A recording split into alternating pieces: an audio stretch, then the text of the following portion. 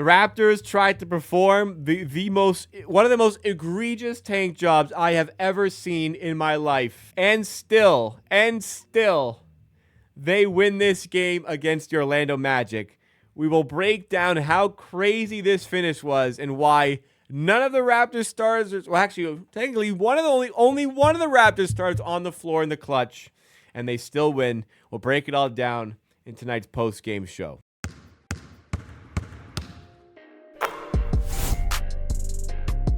I don't know what to think, man, because this didn't feel right. The Raptors, last 5 minutes. Well, I mean, the Raptors. Let's go back a little bit, okay? They were up. I mean, they had a great game. They had a great second half. Getting themselves a big lead. We're up double digits. They were up by 10 with about 8 minutes left, and sub out Jakob Poeltl. Something they've been doing. They've been subbing him out for a minutes restriction, but they're establishing that when Poeltl is out, they have a much better chance of losing, and we're clearly seeing the effects of the tank taking place. Well, it worked against Chicago last week. They blew the game. It didn't work against Sunday against Orlando. They took Poeltl out. Orlando made a big comeback, but the Raptors still got over the line. Well, today they were not trying to take that chance. They subbed out Poeltl with 8 minutes left. With 5 minutes left, the lineup was Shed, Walter, Lawson, Robinson, and Barrett. And they were still playing well.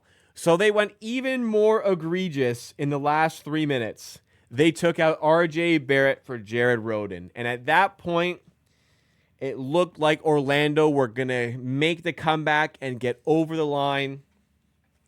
They took the lead by 2. And then Jacoby Walter, who was the only starter, because he started the game today in the absence of Grady Dick, the only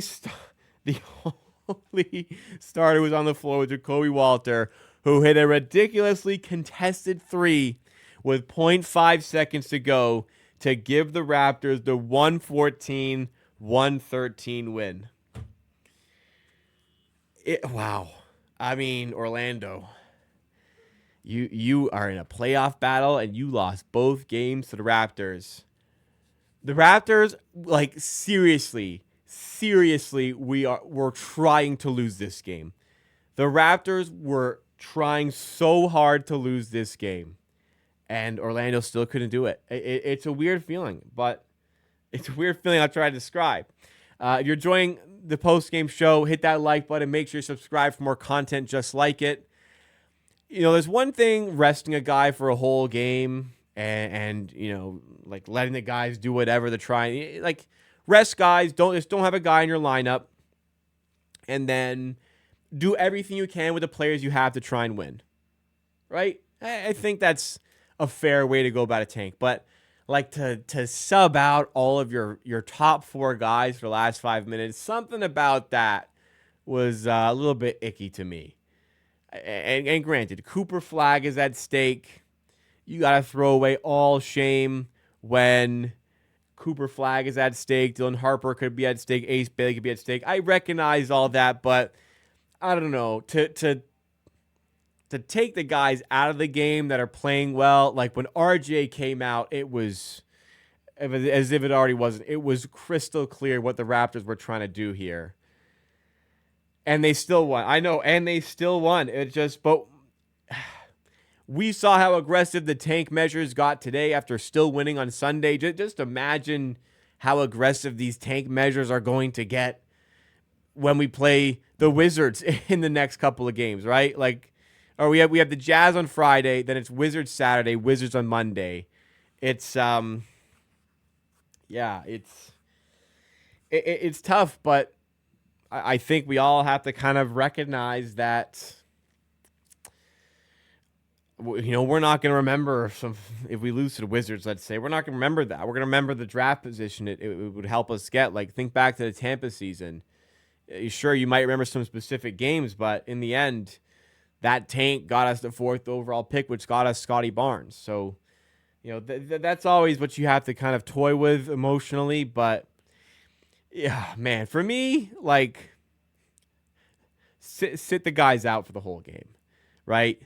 Take your, like, use your chances. When a guy is not 100%, say he's out. But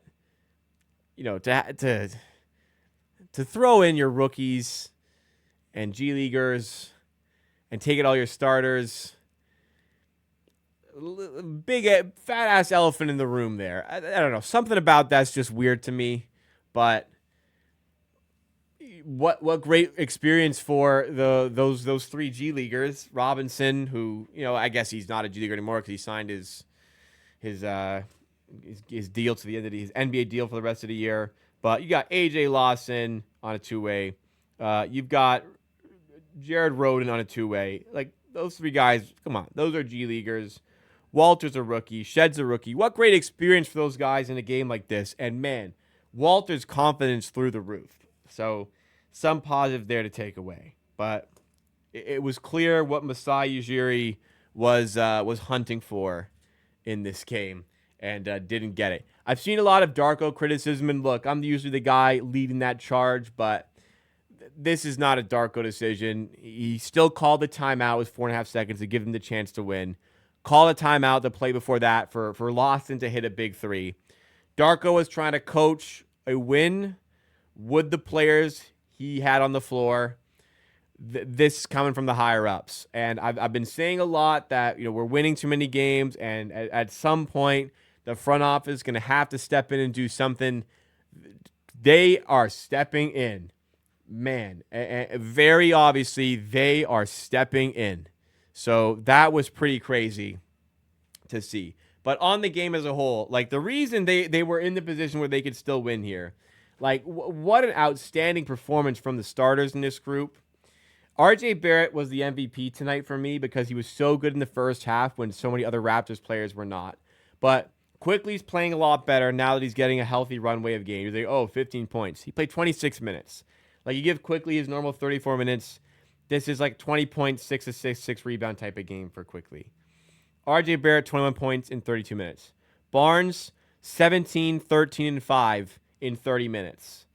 Walter, the big three at the end, 17 points in 28 minutes. Pirtle, 24 minutes, 17 points, 7 rebounds. So we would have just destroyed these guys if we had played our regular crew for the last stage of the game.